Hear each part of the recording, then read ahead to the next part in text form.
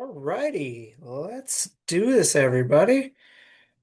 Welcome to this video. Oh, hold on a second.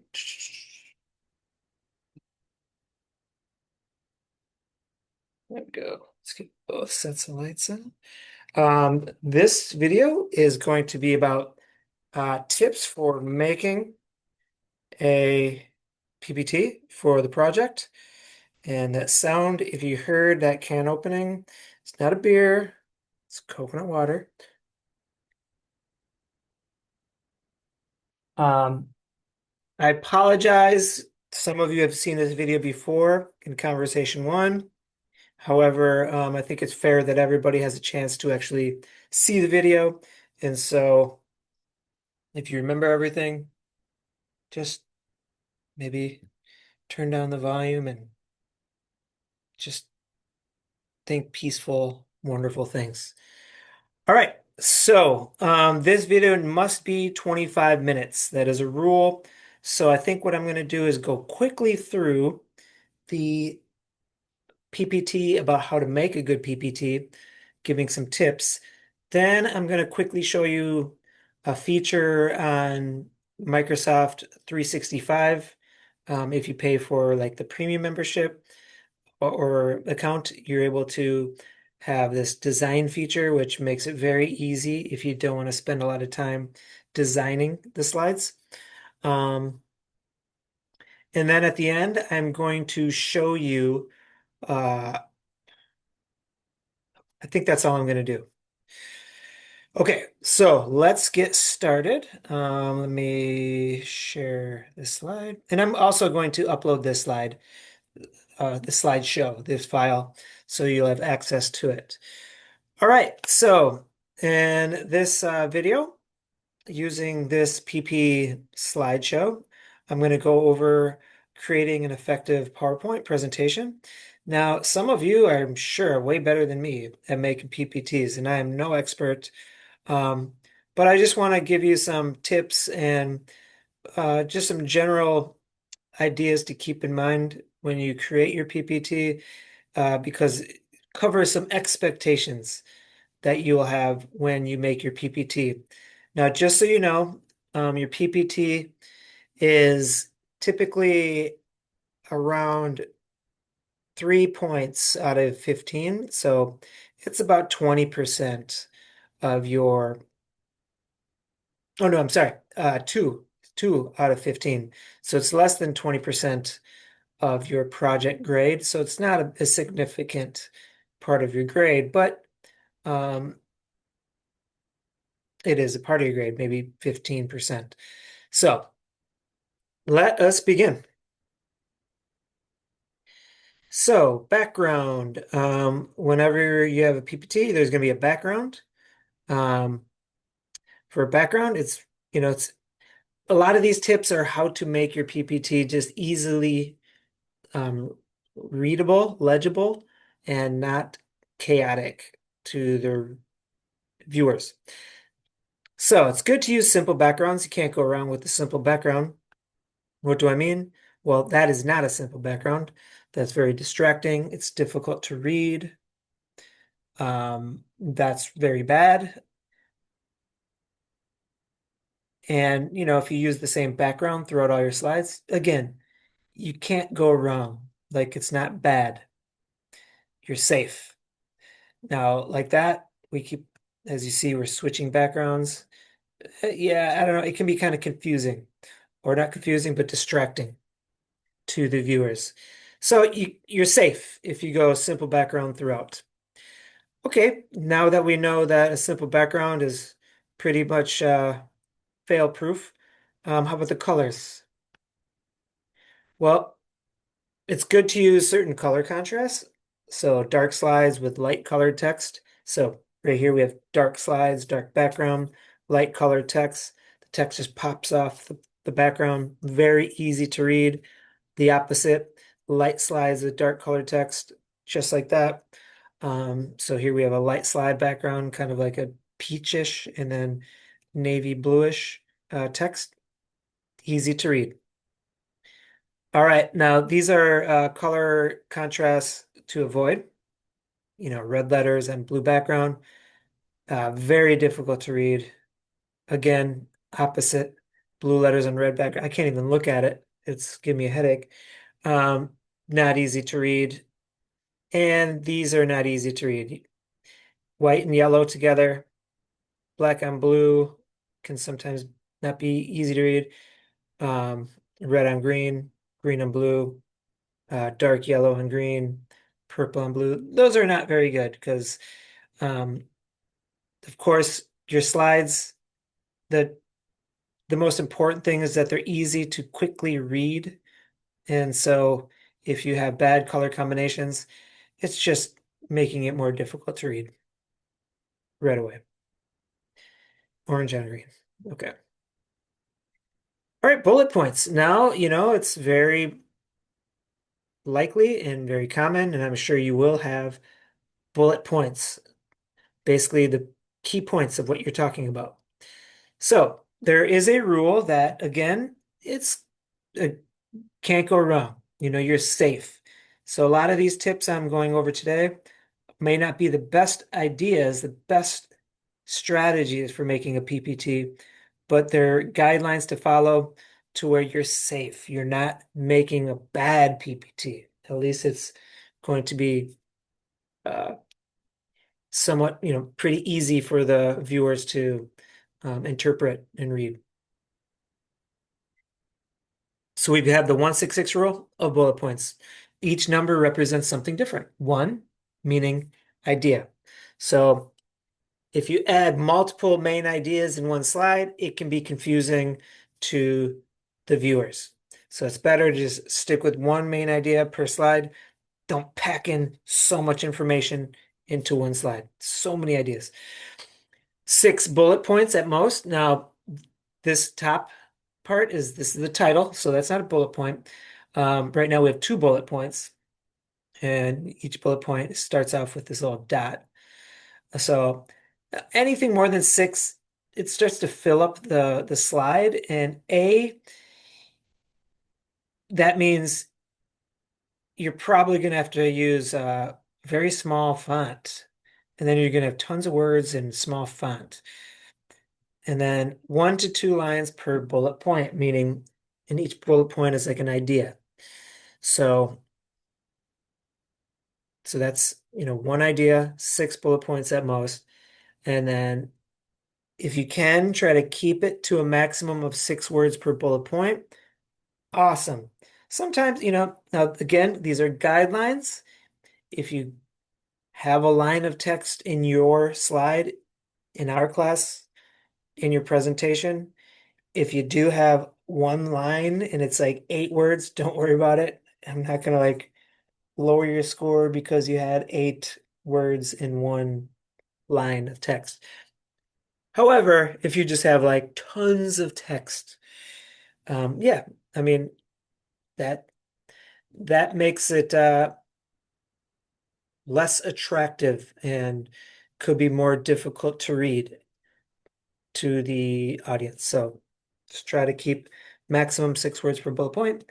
Therefore, use key words or short phrases. So do not use complete sentences. In your bullet points, I want you to only have key words or phrases, not complete sentences. That is something I will look at. Hold on one second.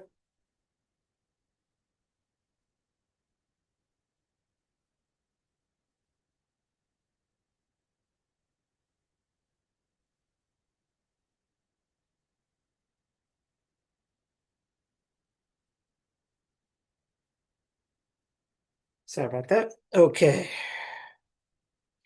Okay, so again, 166, 1 idea per slide, 6 bullet points per slide, 6 words per line.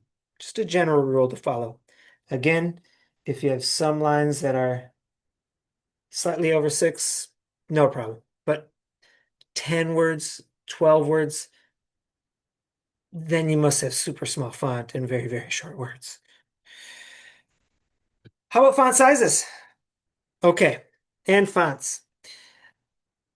So there are suggested fonts. and font sizes. Now, I'm not even sure if there are in using Hangul. Um, but there's types of fonts that are sans serif. Sans, some of you might be taking Spanish and you know, sans means without. So fonts without feet. And so as you can see, these words have feet. So sans serif, as you can see, this F here does not have feet. That F has feet. This N, no feet. This S does not have that foot. So um, people have told me sans serif fonts are preferred. And here are some examples. Arial, Tahoma, Calibri, Verdana. Font sizes. Okay, as you can see, we have a title, and then we have bullet points. So slide titles, 32 to 44 is typically good. First level bullet points. Oh man, I can't believe I've never noticed there's a spelling mistake. Oh my gosh, it's so funny. I've used this same slide forever. Oh my God. So first level are these circles. Second level are the dashes. So first level should be bigger because those are more general. Then as the bullet points move in, they're more specific. So of course, these two bullet points are more detailed information about font sizes. So then these are going to be smaller than the first level. So those are second level. So in this slide, this title is 44, first level bullet point, 32 size. And then this is the second level bullet points. Can't 28. All right. Animation. We all like animation.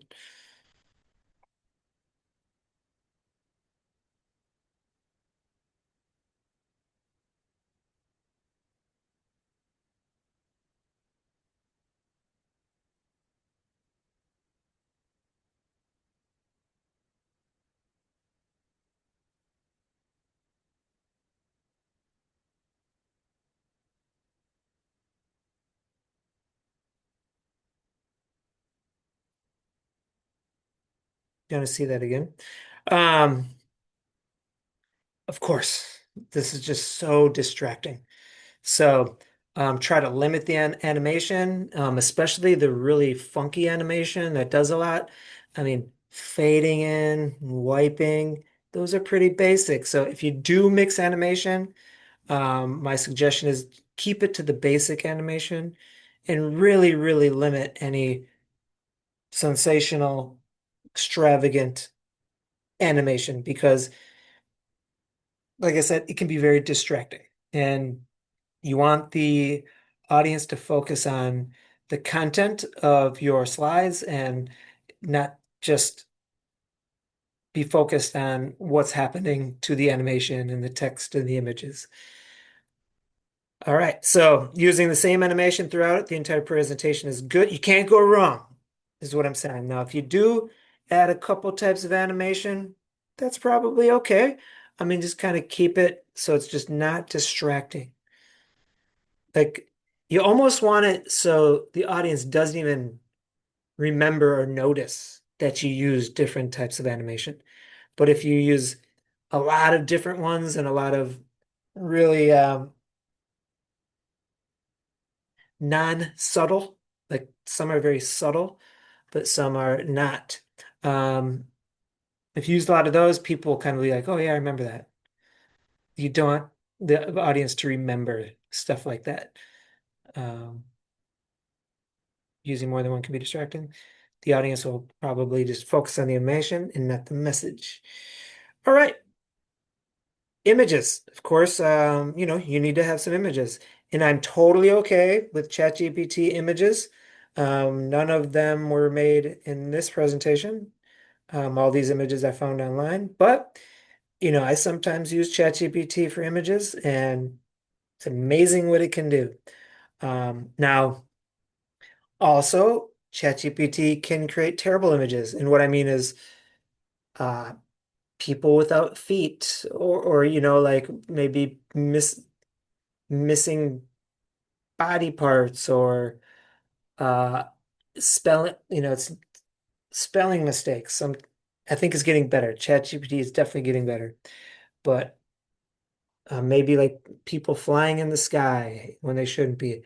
So just if you use ChatGPT, which I'm suggesting you do if you want to, no problem.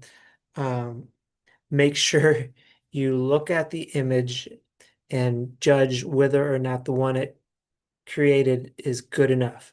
And if not, ask it to create another one. And trust me, when I have used ChatGPT to make images, I'm very picky, and it has taken me sometimes 30 minutes to finally get the one I want. But I am definitely a proponent of ChatGPT in ethical ways. And I don't think, you shouldn't be using ChatGPT to write your script, that's for sure. But if you want to use ChatGPT to create images, go for it. Okay, effective images and visual aids. Images and visual aids should outline, explain, or support your main points.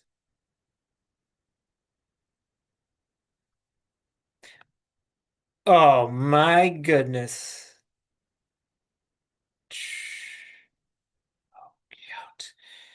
Okay, that's very distractive.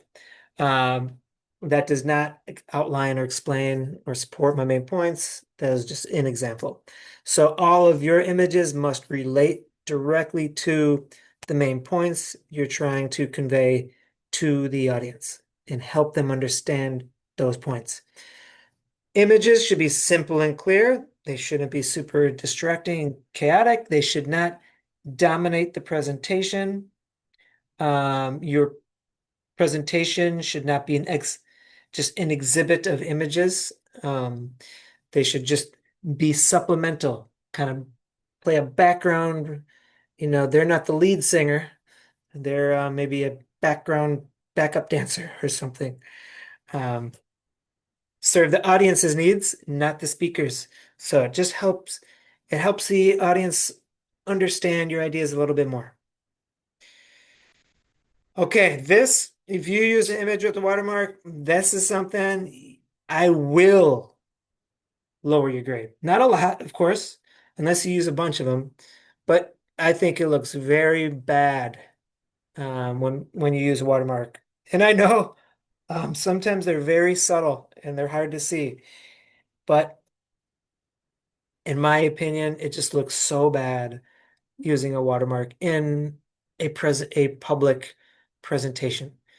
And it might, I mean, there have been so many times when I found an image and it had a watermark and I could not find the same image without a watermark. I just didn't use it, even though I wanted to use it. So, that's kind of like the unfortunate thing that might happen. So don't use images with the watermark. Seems like you just like not trying. And don't include an image with a lot of text. Now that is not, I didn't type that up. That's an actual image. Okay. Also, proofread and edit. This is another way your grade can be lowered if you have spelling mistakes. So be sure to edit and proofread your text. Check for any spelling mistakes. Information technology? No, information technology. Look for any capitalization or punctuation errors. I'm happy to be a Sol Tech student. We need an apostrophe and we need a capital S and maybe even a capital T for tech. Hangul. Um, yes, everybody in the room will be able to read Hangul, but this is an English class, so you must present only in English. All of your text should be in English because you're giving a presentation in English, which means the audience will be English language users, and that means they don't can't assume they know Hangul. And that's what we're practicing. So, my parents and my family in the States, if they see this slide right here, it looks like Chinese characters to them. They have no idea what that means. So we need to assume if you have any Hangul anywhere in your presentation, I'm going to assume, or I'm going to view it as in like you know, unreadable, eligible to the audience. So avoid Hangul, use only English. So let's just do a brief summary. Remember 166 rule? One, idea per. Jeez, that should say 166 rule. My fault. What's going on here? Limit each slide and oh, maybe just six bullet points, 6 lines, 6 words per line. Each slide is one, so if you combine those 166, use the same background and animation for each slide, just to be safe. If you use more than one, it's okay, probably, but I'm telling you, if you follow these guidelines, you're always safe. Same text, appropriate font sizes. Don't use Hangul. And the audience, just keep in mind, the audience came to see you, not the images you include. Your images should enhance the presentation, not be the presentation. And be sure to edit and proofread your slides. But that is it. Now I do have 3 more minutes, and I need to fill it, or else I'm going to be in big trouble. Um, so I just want to show you one thing. Some of you may or may not know.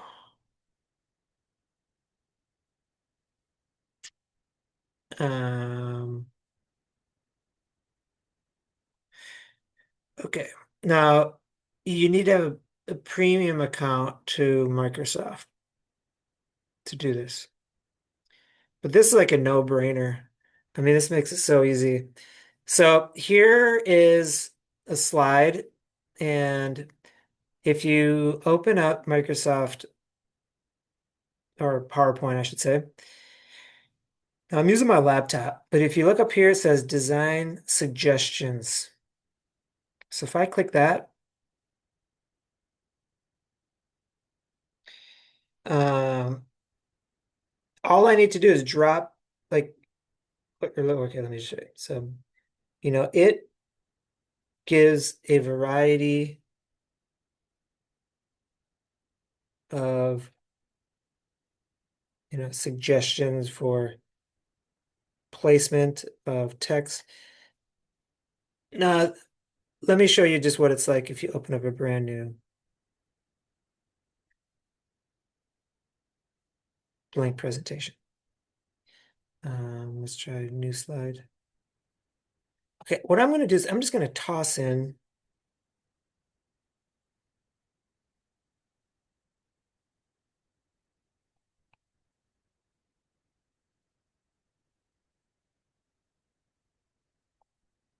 okay, now I just dragged and dropped 3 different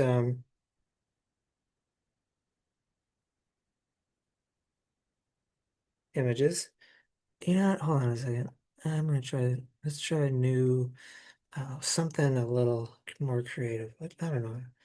Let's see. Okay, let's try this one. Oh, I need to talk.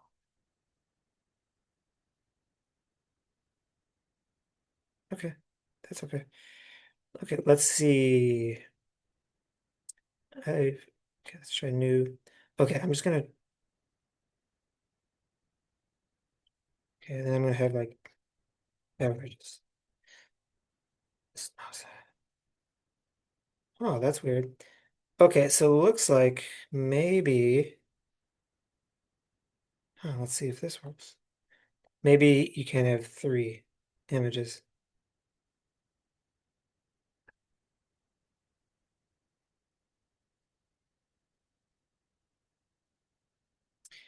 Well, you can mess around with it. I mean, as you can see, like it gives you a good start.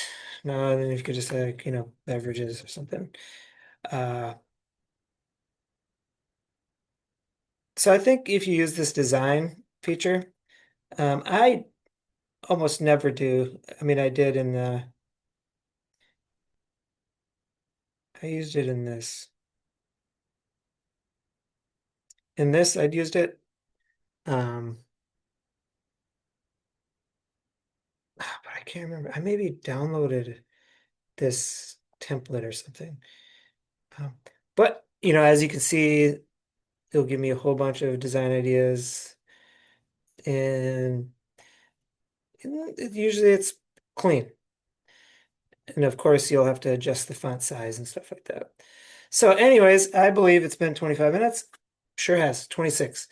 All right, so glad we got this out of the way. Have a great day, and I'll upload the PPT also to the material section, so you can have that if you want to look at it. See you in class.